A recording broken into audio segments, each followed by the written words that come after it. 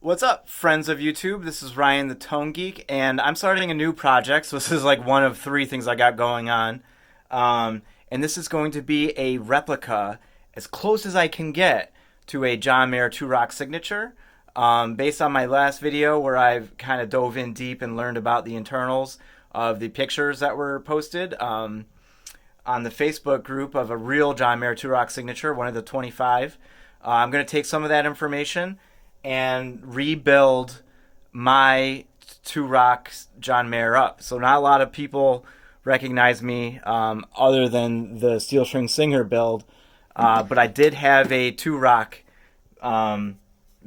basically the circuit from Ceriatone, and I modified it slightly to be more like the Amplified Nation, but I'm even going to modify it further from the information that I found based on the pictures of the last video and all those other pictures. So this is going to be a lot of fun. You might notice that I have an amp missing, and that's because in that black Steel String Singer number 4 that I had, you might have seen pictures of it, it was just basically a John Mayer 2-Rock signature, or at least what I thought was a John Mayer, as much as I could, and discovered, remember, the switches and all that. So I sold that, but I gutted the internals, and then I'm going to modify those internals to fit into this chassis.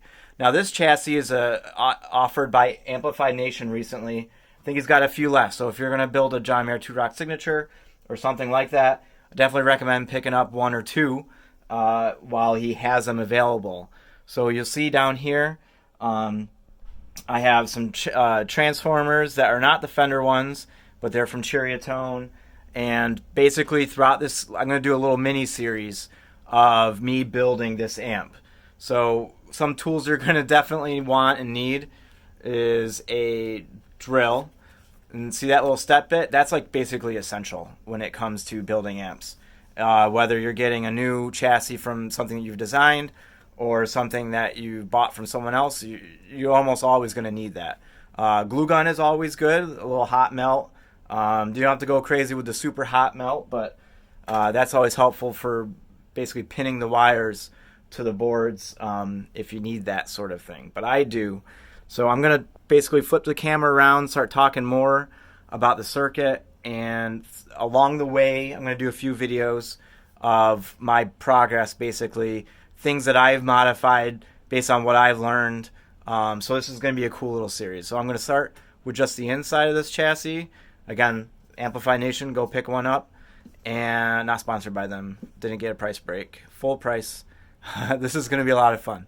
So I'm looking forward to a smaller size chassis compared to that 28 and a quarter inch wide thing. Yeah, that sucks. But anyway, let's get to it. All right, and here's the chassis. I'll show you some of the things I'm working on. Here's the inside. I am floating the heater wire instead of tucking it into the corner. These kind of came out of my other chassis, my Steel String Singer chassis, so I was able to harvest them and take them apart since these just pull up. Note that I'm not finished, and that's why these aren't connected yet. The chassis I donated, basically. I left the 9 pins in there since they drop out. I wasn't able to retrieve them, and plus they're in a good place.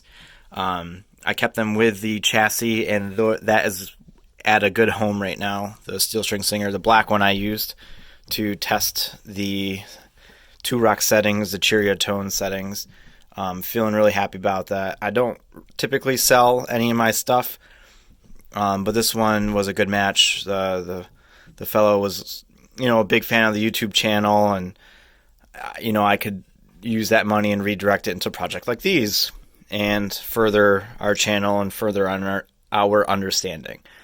One of the things I did immediately when I got the chassis was I rubbed off the bright, mid, and deep switch.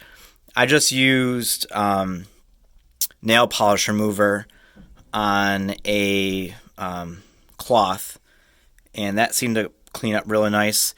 At the end, there was a little scuff marks. You can see a little bit is left over, but a little oil and such working that into those spots really kind of cleaned it up. You can't even really tell. So now it looks more and more like the original John Mayer 2 Rock. Why I have these two jacks here is I'm improving, in my opinion, the grounding design of this chassis. Normally, this chassis was drilled to accommodate these 11 jacks, Switchcraft 11 jacks. So you see it goes straight in there, no more room around the jack, the ground part. This is a 12L, so it's a little longer, and the reason for that is to accommodate these, come on, focus, these shoulders. So that's a fiber washer shoulder. It's an isolation washer. And what that's going to do for us is and I already drilled this one out, so it's a 1/2-inch drill bit. You see how, or almost, that there's a gap around the outside of this jack, and it doesn't touch the chassis, and that's exactly what we want. So that's an isolation jack. And what that does for us, I drilled out using our step bit the front and the two effects loops, and I did not do the jacks for the output.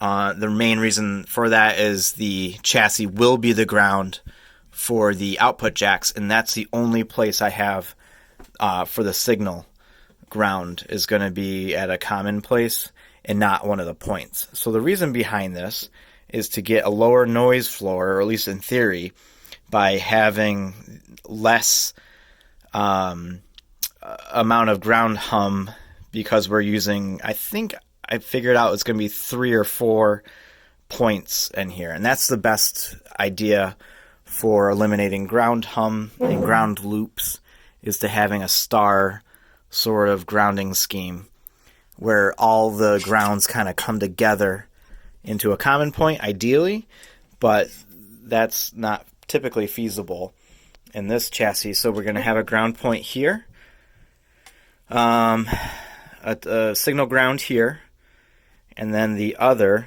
is going to be up here. And this is where we're going to run our bus, is going to connect to that ground. This ground is going to connect straight there along with the bus. So this, you can kind of see where I'm going with that. Again, this is just sort of my approach to lower the noise floor and, in my opinion, reduce the ground hum or chance of ground hum by isolating the effects loop and the front ground. So as we look around here, some other changes that I'm working on compared to the Ceriatone that I did have in here is the pot now for adjusting the bias is grounded to the back or the body of the bias pot, and then the front of the bias pot is grounded on this, so that's okay. You'll notice that the bias test points, normally the Ceriatone had a bias test points in the back here for each of the 4 octals of the power tubes, but this design has basically the sum of these 2 sets and the sum of these 2 sets going to these 1 ohm, I believe they're 2 watt resistors. It's not down all the way, so that's why that shakes a little bit. And what that does is it converts milliamps into millivolts, because it's 1 ohm. I kept on screwing that up earlier, but it's 1 ohm resistor. It's not going to change the performance of anything in a way that we're going to be able, that's audible. So what are the other things? So you'll see, and this is where that step bit really came in handy. I was okay. I didn't put any rubber grommets in yet, but this hole right here for the output transformer needed to be enlarged a bit. These wires were pinching against the body and the output transformer, which is a little bit bigger from the standard. Basically, the twin reverb is what this chassis was designed to accommodate. Twin reverb power transformer, twin reverb output transformer, and the twin reverb choke. But I'm going with Ceriatone transformers, which in my opinion are far superior.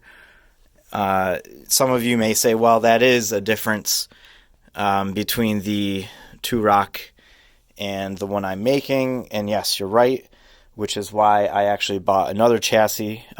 Once I do, if I ever get my hands on the real John Mayer 2-rock, I want to check the voltages, because it's my understanding after talking to Classic Tone that the 2-rock guys did use a different power transformer. That was basically the primaries here are about 10% lower voltage than their standard twin reverb, and that sags basically the voltage coming in to the circuit for B plus specifically, and will make the amp, quote, warmer, because it's lower voltage, more current to bias the tubes correctly. But that is a difference. It's still changing everything over to be more of a warm, bottom-heavy amp. So that's one change that I'm going to remain the same on this one, is the transformers.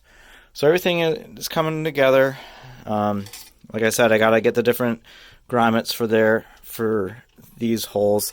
I did have to enlarge some of these holes as well and accommodate new holes like these for the choke. The circuit didn't exactly drop in one for one either. If you were to buy the Amplified Nations boards, they would drop right into these holes here all along, real nice, real easy. But since I'm sort of doing retrofit, that's not the case. So what I did end up doing was I found the measurements for my power, and basically I'll just do a dry fit here. You'll see that the holes line up to the standoffs. Oop, just over a little bit. So that's going to fit in there nicely, all said and done. So I'm feeling pretty good about this build. I'm looking forward to continuing this series. Definitely subscribe. This is going to be a lot of fun. And please reach out to Amplified Nation, and you and I can follow along and build these sort of things together. There's nothing wrong with taking the Amplified Nation and do what I'm doing with the Ceriatone guts, because in my opinion that's the quickest way to go. And I'll highlight some of the changes between the two. So here's the Joyful music, and here is the layout that I'm going to upgrade the Ceriatone to match sort of what's going on here. Yeah, and then along the way I'll tell you what I'm doing different, what I'm doing the same. Here's those 1-watt resistors, or 1 ohm resistors. The 100R right here, you might see the 100R. If you use a Fender transformer that doesn't have a center tap on the heater wire, you're going to need those 100R.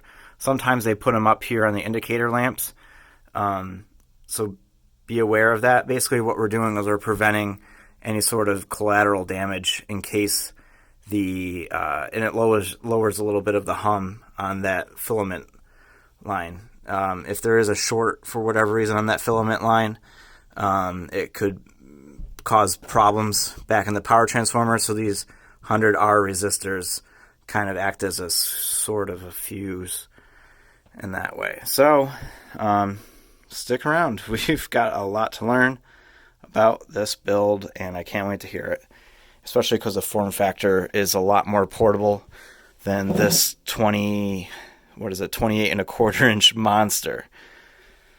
So looking forward to 19 inch wide.